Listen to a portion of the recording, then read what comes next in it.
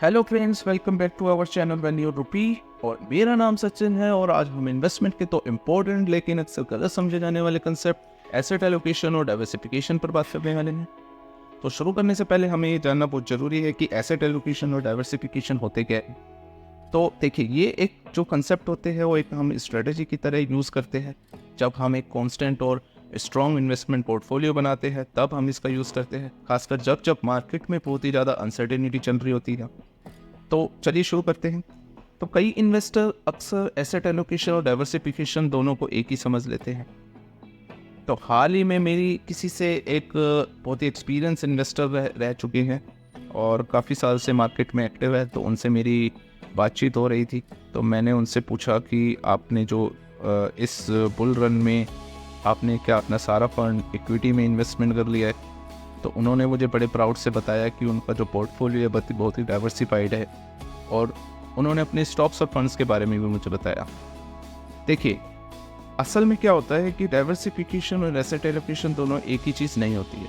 इन दोनों के बीच के डिफरेंस को समझना ही एक स्मार्ट इन्वेस्टमेंट का मेन पार्ट होता है। तो हमें एक स्मार्ट इन्वेस्टर बनना है, ना कि हमें एक नॉर्मल इन्वेस्टर।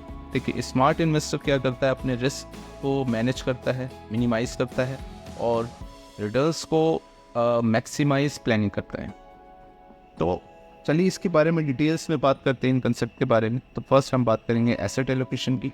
तो एसेट एलोकेशन आपकी जो फाइनेंशियल प्लानिंग की एक नींव होती है और ये जो प्रोसेस होता है उसमें आप खुद तय करते हैं कि आपका जो पैसे का कितना हिस्सा डिफरेंट एसेट क्लासेस में इन्वेस्टमेंट होना चाहिए, जैसे इक्विटी, डेब्ट और कैश। फॉर एग्जांपल, यदि आप अपने पोर्टफोलियो का 70% हिस्सा इक्विटी में और 25% हिस्सा डेब्ट में और 5% हिस्सा कैश में रखना चूज़ करते हैं, तो बस इसे ही एसेट एलोकेशन कहते हैं। अब इसमें इक्विटी का जो पार्ट होता है वो लॉन्ग टर्म में इंक्रीमेंट और रिटर्न को मैक्सिमाइज करने के लिए होता है।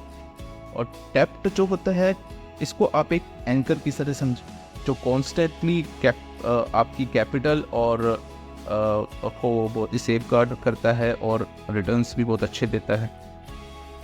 जैसे कि आप इसमें डेब्ट में आप सबसे इम्पोर्टेंट गोल्ड को शामिल कर सकते हैं अपने पोर्टफोलियो में। और थर्ड होता है कैश। तो कैश जो क्या होता है कि इमीडिएटली नीड्स और अपॉर्चुनिटीज़ के लिए हमें एक लिक्विडिटी प्रोवाइड करता है। तो जब एक बार आपका जो एसेट एलोकेशन डिसाइड हो जाता है तब आती है डाइवर्सिफिकेशन की।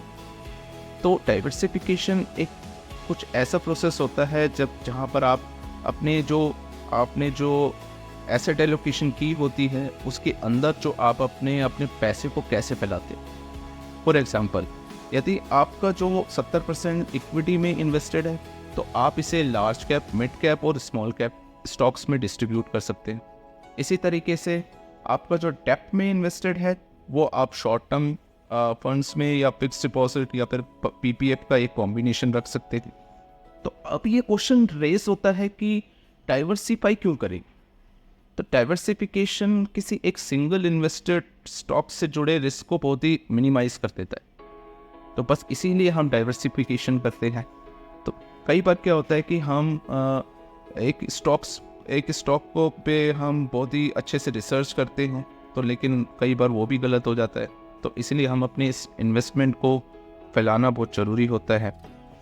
तो मैं एक अपना पर्सनल एक्सपीरियंस आपके साथ शेयर करना चाहता हूँ। जैसे मैंने अपने स्मॉल कैप्स में अभी तक कोई इन्वेस्टमेंट नहीं किया था, जिससे मुझे उन बड़े रिटर्न्स से मुझे वंचित रहना पड़ा जो उन्होंने इस साल दिए हैं। हालांकि मेरे फ्लेक्सी कैप्स में स्मॉल कैप्स का कुछ पार्ट है जिसकी वजह से मुझे थोड़ा सा फ़ायदा हुआ। दूसरी ओर मेरा एक फ्रेंड है जिसका इक्विटी पोर्टफोलियो मैंने देखा तो बहुत ही कॉन्सेंट्रेट था, जहाँ पर उसने सिर्फ एक 8 स्टॉक्स ही सिलेक्ट किए हुए थे और वो अपनी सिलेक्शन ऑफ स्टॉक्स पर पूरा भरोसा करता है। लेकिन देखिए, ये एक बहुत ही रिस्कफुल स्ट्रेटजी होती है। तो कई बार क्या होता है कि कई इन्वेस्टर ओवर डाइवर्सिफिकेशन की गलती करते हैं। बहुत सारे फंड्स रखते हैं जो ओरिजिनली सिमिलर स्टॉक्स में इन्वेस्टमेंट करते हैं।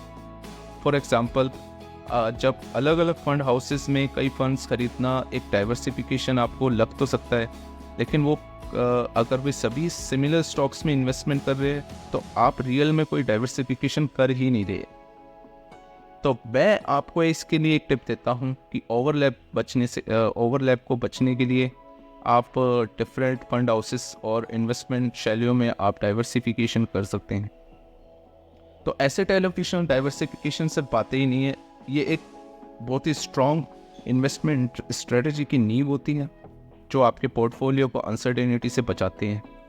और मार्केट के जो उतार चढ़ाव होते हैं उस दौरान आप अपने कॉग्निटिव डिसीजन को लेने से वो डाइवर्सिफिकेशन जो होता है वो आपको आपके जो कॉग्निटिव डिसीजन लेते हैं जब उससे आपको रोकता है। इसलिए अगली बार जब आप इन्वेस्टमेंट करें तो आप एसेट एलोकेशन को अच्छे से रिव्यू करें और मेक श्योर हो कि आप रियल में डाइवर्सिफिकेशन कर रहे हैं। ये ना कि केवल आपको एक मेंटल पीस भी देगा, बल्कि आपके जो मेहनत से कमाए गए पैसे होते हैं उनको भी आपको एक सेफ गार्ड देगा। अगर आपको ये वीडियो हमारा यूज़फुल लगा हो आज का, तो आप हमारे चैनल को लाइक, शेयर और सब्सक्राइब करना ना भूलें।